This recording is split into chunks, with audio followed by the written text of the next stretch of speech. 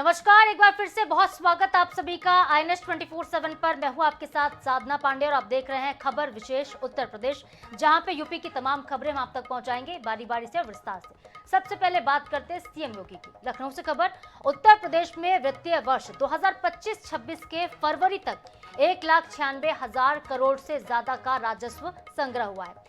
मुख्यमंत्री योगी आदित्यनाथ ने सफलता की समीक्षा की और विभागों को लक्ष्य प्राप्ति के प्रयासों को तेज करने का निर्देश भी दिया है। जीएसटी हो, वैट हो, आबकारी परिवहन हो या फिर अन्य विभाग हो, सबसे ज्यादा राजस्व वृद्धि यहां पे दर्ज की गई है। आबकारी विभाग ने पिछले साल के मुकाबले 13% ज्यादा राजस्व इस बार प्राप्त किया है। रेवेन्यू सबसे ज्यादा इसी डिपार्टमेंट से मिला है। मुख्यमंत्री ने होली पर अवैध और जहरीली शराब के खिलाफ अलर्ट रहने की चेतावनी भी दी है।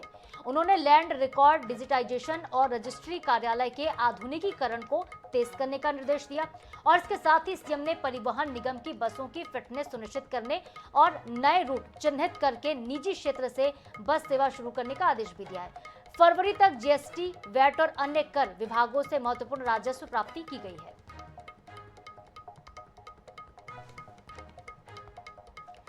उत्तर प्रदेश के सीएम योगी आदित्यनाथ ने सभी आंगनबाड़ी केंद्रों को उनके खुद के भवनों के संचालित करने के लिए विस्तृत कार्य योजना तैयार करने का निर्देश दिया है।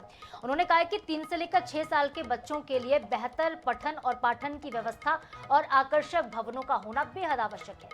राज्य में 1,89,000 से ज्यादा आंगनबाड़ी हैं और इनमें करीब 76,000 केंद्रों का भवन अब तक नहीं बना। मुख्यमंत्री ने CSR सहयोग और राज्य सरकार से वित्तीय सहायता की बात की है। प्री फैब्रिकेटेड मॉडल अपनाने का सुझाव भी मुख्यमंत्री की तरफ से दिया गया। तो महत्वपूर्ण बैठक लखनऊ में हुई और करीब 76,000 आंगनबाड़ी केंद्रों में भवन की कमी पाई गई। आंगनबाड़ी केंद्रों के लिए भवन निर्माण का निर्देश मुख्यमंत्री की तरफ से दिया गया है। बहुत जल्द ही 76,000 आंगनबाड़ी भवन बनकर तैयार होंगे।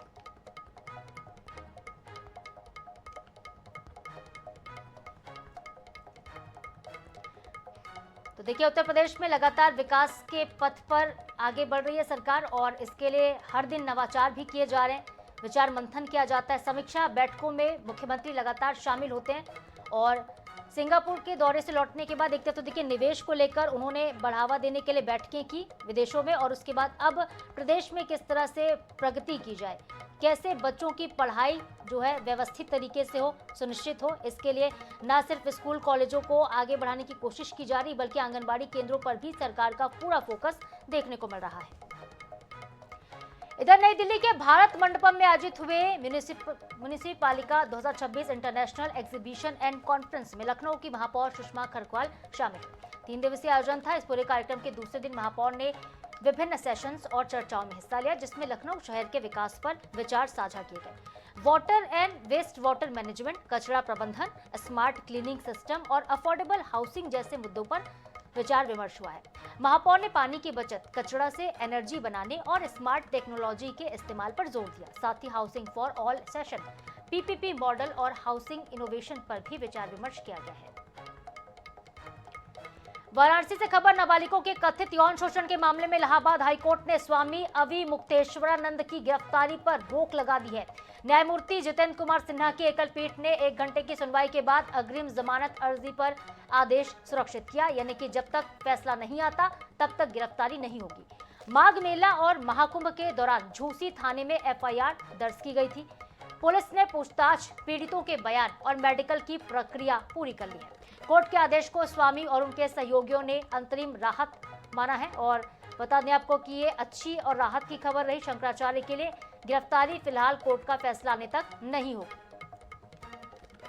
फैसले के बाद आज शंकराचार्य अविमुक्तेश्वरानंद सरस्वती जी बच्चों के साथ होली खेल रहे हैं। रंग भरी एकादशी है। हाईकोर्ट के फैसले को लेकर क्या कहते हैं, इनसे हम जानते हैं। महाराज जी, आज हाईकोर्ट का फैसला आया है। हाँ जी, आया है। बहुत से लोग बहुत दुखी थे। उन लोगों को कम से कम राहत मिली, क्योंकि लोगों को लग रहा था कि जिस तरह की परिस्थितियां बनी हुई हैं उसमें शंकराचार्य पीठ का अपमान भी करने तक जा सकते हैं लोग, तो इसलिए कम से कम उस पर रोक लग गई। अब हमने अभी विस्तार से देखा नहीं, लेकिन हाई कोर्ट के दिमाग में इतना तो साफ हुआ, तभी तो उसने इस तरह का निर्णय सुनाया कि ये मामला गड़बड़ है। अब जिस समय जो बात उठाई जाएगी उसके संदर्भ में हम लोग अपना कार्य करेंगे। अपनी बात गौ रक्षा को लेके जो अभियान चल रहा था, तमाम बातें आई उसको लेके, अभियान है वो जारी रहेगा। देखिए हमारे साथ थे शंकराचार्य मुक्तेश्वरानंद जी। इनका कहना है कि गौ रक्षा अभियान हो चाहे हाईकोर्ट का फैसला हो, अग्रिम जो लड़ाई है वो न्यायालय में लड़ी जाएगी। और रही बात जिस तरीके का आरोप है, हाईकोर्ट ने जो आदेश दिया है सिरे से खारिज किया है, तमाम आरोप प्रत्यारोप लग रहे थे, अब वो स्पष्ट हो गया है। वीडियो जर्नलिस्ट अतुल के साथ धर्मेंद्र चौबे, जनता टीवी। वाराणसी में श्रद्धा और उल्लास के साथ रंगभरी एकादशी मनाई गई। मान्यता के मुताबिक महाशिवरात्रि के बाद भगवान शिव माता गौरा का गौना कराकर काशी लेकर आते हैं और जिससे काशी विश्वनाथ मंदिर में 5 दिवसीय रंगोत्सव की शुरुआत होती है। मंदिर में बाबा और माता गौरा का विशेष श्रृंगार किया जाता है। हर साल हर हर महादेव के जय घोष के बीच श्रद्धालुओं ने अबीर गुलाल अर्पित किए। ढोल नगाड़े की गूंज जो है लगातार वहां पे गूंजती रही और भजन से पूरा वातावरण शिवमय हो गया। भक्तों का मानना है कि इस दिन दर्शन करने से और भगवान को गुलाल अर्पित करने से दाम्पत्य जीवन में सुख और समृद्धि मिलती है।